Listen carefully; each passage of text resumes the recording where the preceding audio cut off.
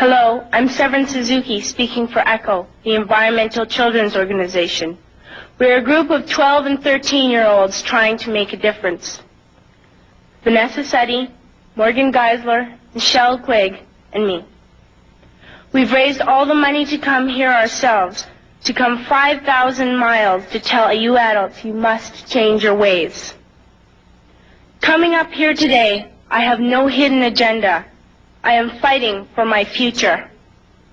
Losing my future is not like losing an election or a few points on the stock market.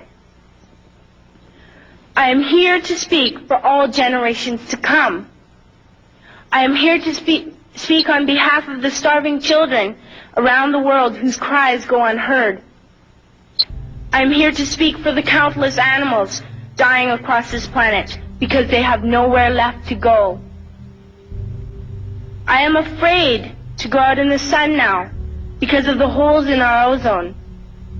I am afraid to breathe the air because I don't know what chemicals are in it. I used to go fishing in Vancouver, my home, with my dad, until just a few years ago we found the fish full of cancers. And now we hear of animals and plants going extinct, every day vanishing forever.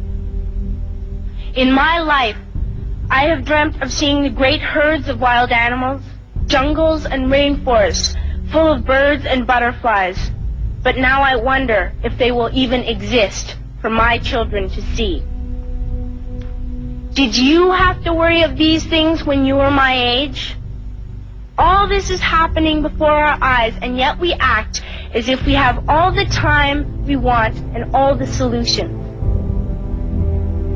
I'm only a child, and I don't have all the solutions. I want you to realize, neither do you. You don't know how to fix the holes in our ozone layer. You don't know how to bring the salmon back up a dead stream. You don't know how to bring back an animal now extinct. And you can't bring back the forest that once grew where there is now a desert. If you don't know how to fix it, please stop breaking it. Here, you may be delegates of your governments, business people, organizers, reporters, or politicians, but really, your mothers and fathers, sisters and brothers, aunts and uncles, and all of you are someone's child. I'm only a child, yet I know we are all part of a family, 5 billion strong, in fact 30 million species strong.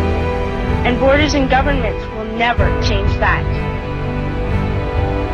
I'm only a child, yet I know we are all in this together and should act as one single world towards one single goal.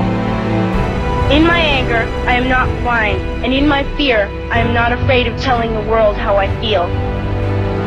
In my country, we make so much waste. We buy and throw away, and yet northern countries will not share with the needy. Even when we have more than enough, we are afraid to share.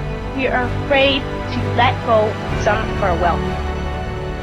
In Canada, we live the privileged life, with plenty of food, water, and shelter. We have watches, bicycles, computers, and television sets. The list could go on for 2 days. 2 days ago, here in Brazil, we were shocked when we spent time with some children living on the streets.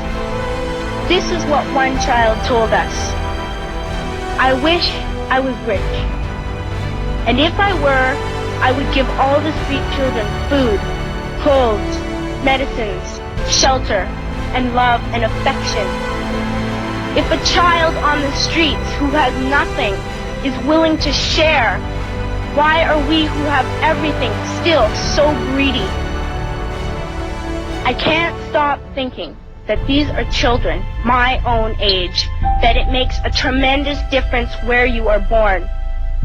That I could be one of those children living in the favelas of Rio. I could be a child starving in Somalia, or a victim of war in the Middle East, or a beggar in India. I am only a child, yet I know if all the money spent on war was spent on finding environmental answers, ending poverty, and finding treaties, what a wonderful place this earth would be. At school, even in kindergarten, you teach us how to behave in the world. You teach us not to fight with others, to work things out, to respect others, to clean up our mess, not to hurt other creatures, to share, not be greedy. Then why do you go out, do the things you tell us not to do? Do not forget why you are attending these conferences, who you're doing this for. We are your own children. You are deciding what kind of a world we are growing up in. Parents should be able to comfort their children by saying, everything's going to be all right. It's not the end of the world, and we're doing the best we can. But I don't think you can say that to us anymore. Are we even on your list of priorities? My dad always says, you are what you do, not what you say. Well, what you do makes me cry at night. You grown-ups say you love us, but I challenge you, please, make your actions reflect your words. Thank you.